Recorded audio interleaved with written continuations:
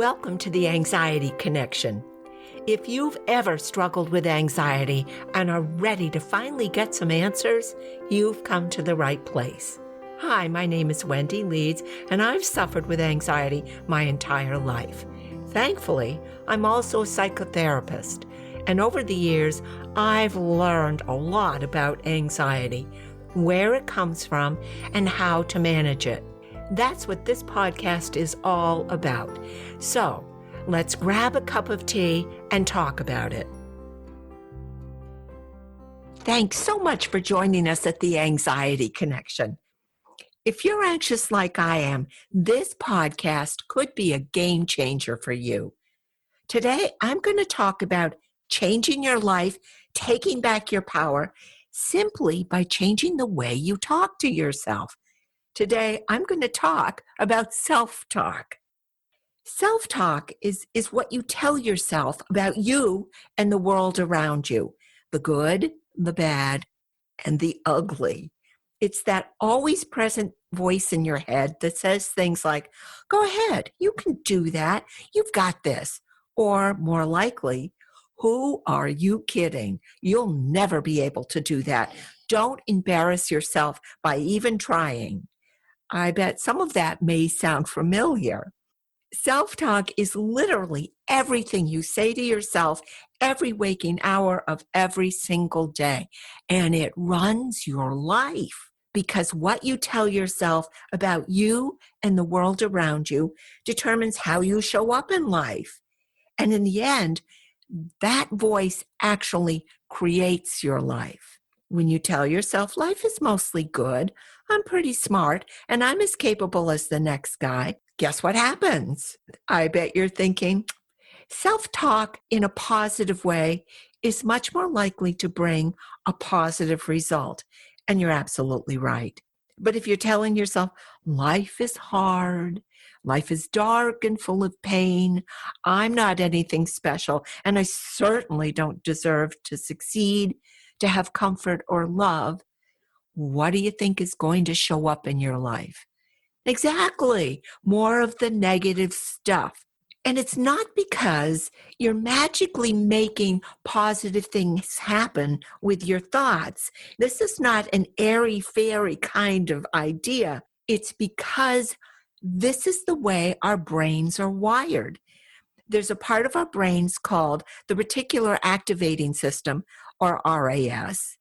And don't worry, there will not be a test on this. I just think it's really important information. Anyway, the RAS is tasked with going out and finding whatever you ask it to look for, good or bad. So if I said to you the next time you're out driving, look around and see how many green cars you can find. What do you think is going to show up? The green cars. You're going to notice the green cars. And because you purposefully asked your RAS to notice the green cars, they're going to show up. So what if you asked your brain to start looking for the good things, the positive things, just like the green cars? Guess what's going to show up?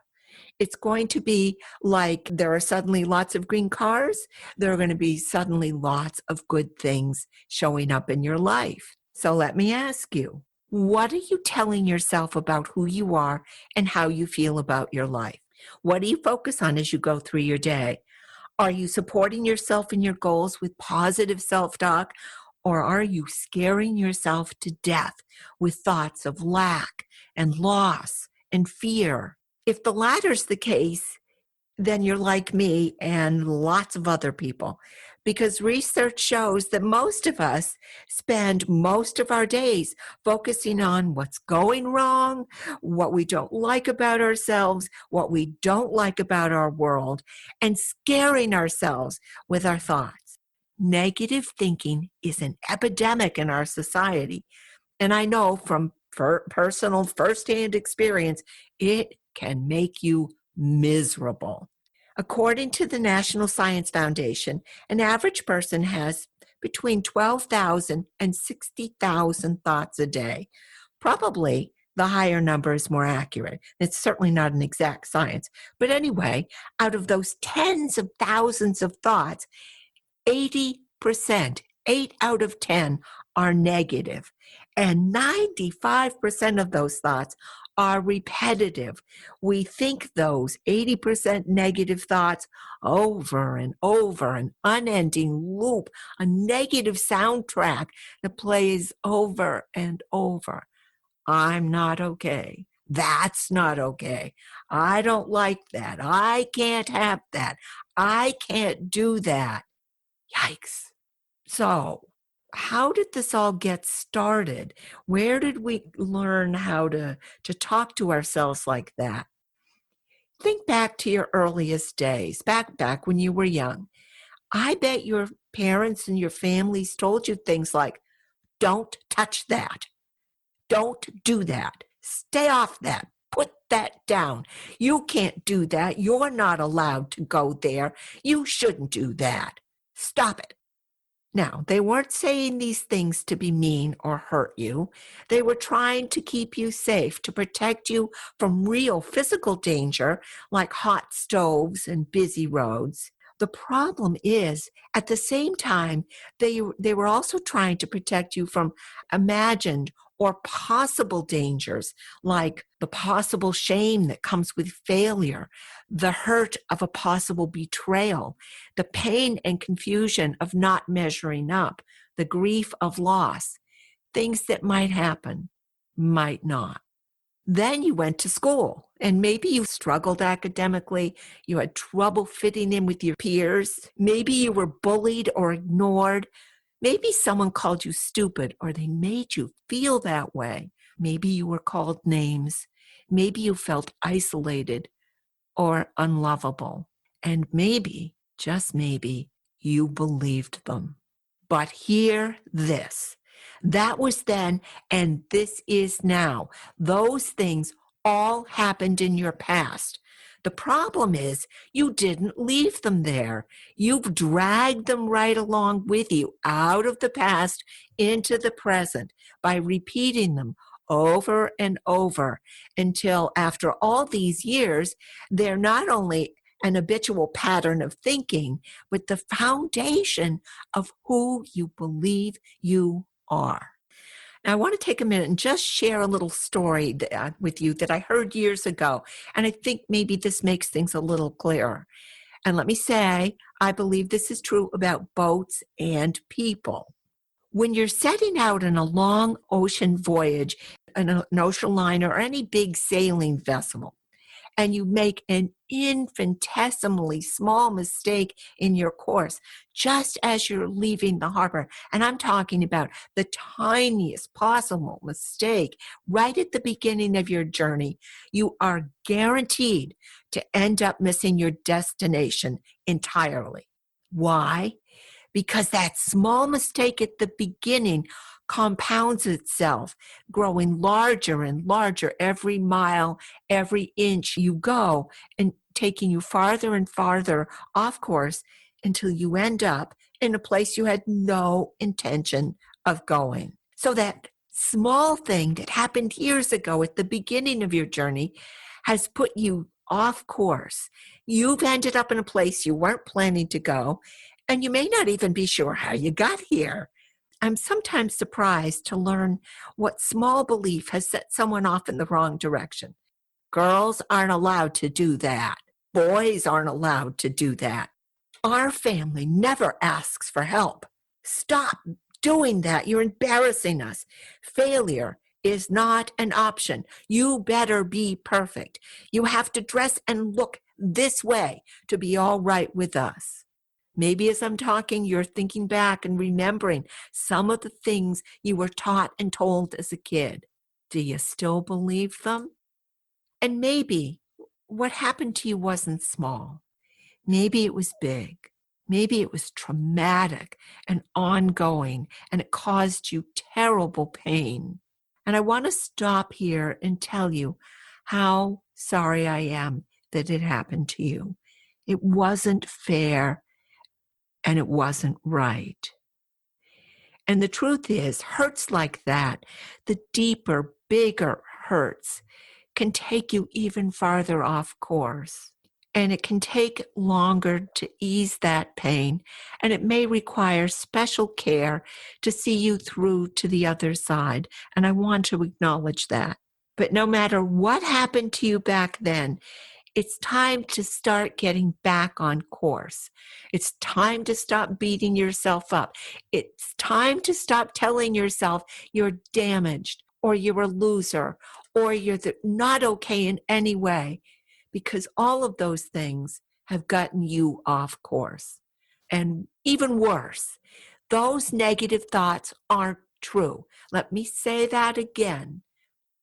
Those repetitive negative thoughts are just a story you heard a long time ago and you're still telling yourself.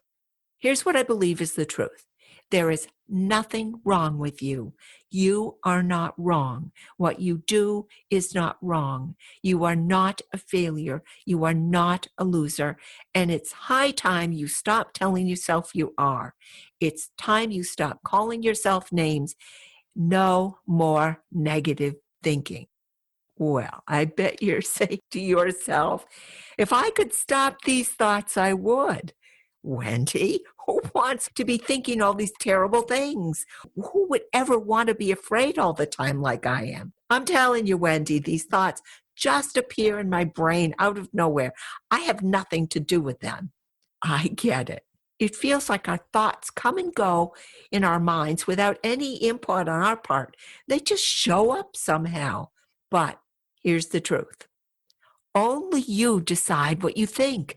No one else can think for you. There's nobody else in your head but you. And those negative thoughts that keep showing up are nothing but a bad habit. You've thought these thoughts so many times over the year, you have actually created pathways in your brain. It feels like it's automatic to think these thoughts. Let me just give you an example of what I mean and how these patterns work. If I said to you, Jack and Jill went, I bet you're saying or thinking, up the hill, of course, because over the years, you've heard that saying and repeated that phrase so many times, you've actually created a pathway in your brain that automatically gives you that response. And that's how this negative thinking works.